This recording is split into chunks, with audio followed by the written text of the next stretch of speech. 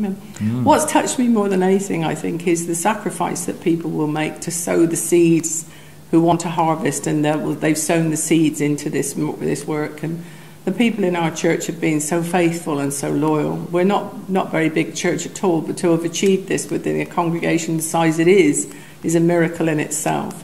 But it's not just been the congregation, it's been sowing and planting into friends' lives, and you realise the value of friendship.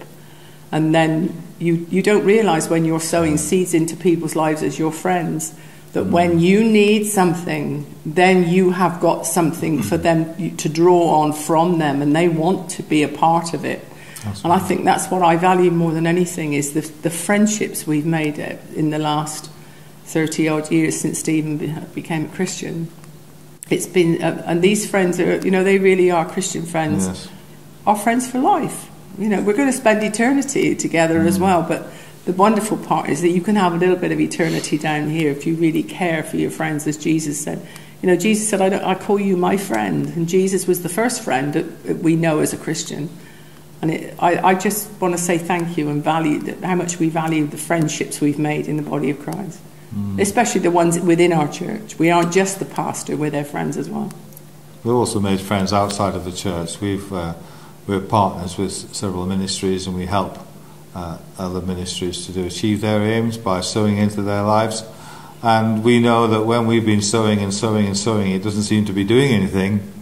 When we look at this building, we're starting to realise we are reaping the harvest of the stuff that we have sown into other people's lives and into the lives of ministries who help other people.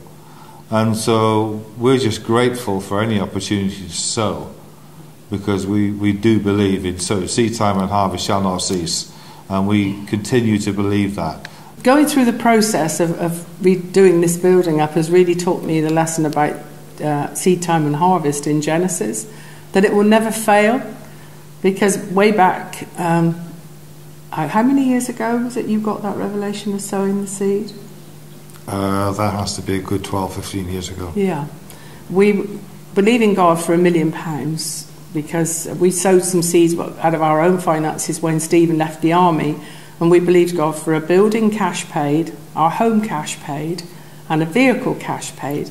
And we sowed those seeds out of our gratuity when we left the army. And then later on, about 12 years ago, the Lord showed Stephen one morning, you don't have to believe me for the £1 million, you need to believe me for the seed that will bring in the million. And so he shared it with the church at 10:30 that morning. And by 1:30, we had the cheque in our hand for £10,000 to sow as a seed, because somebody in our church had on their heart, God had put it on their heart to provide us with the seed. He provides seed for the sower. And that's another thing that I now know is so true. And it was no hardship. We prayed to see where we would send the seed and plant it into good ground, and we were shown the ministry to sow it into, and we did. And now we're reaping the harvest, and we know there's more to come. This building, in February, we have to find £400,000 to purchase this. Now, God is faithful, he's no man's debtor. That's right. And we're believing, and we've already received, by faith, that finance is done. And I can see the paid in full sign, when it's stamped by the owner and it's handed over to us. And that's the exciting part of walking by faith, because Daddy God is so faithful. He really is faithful.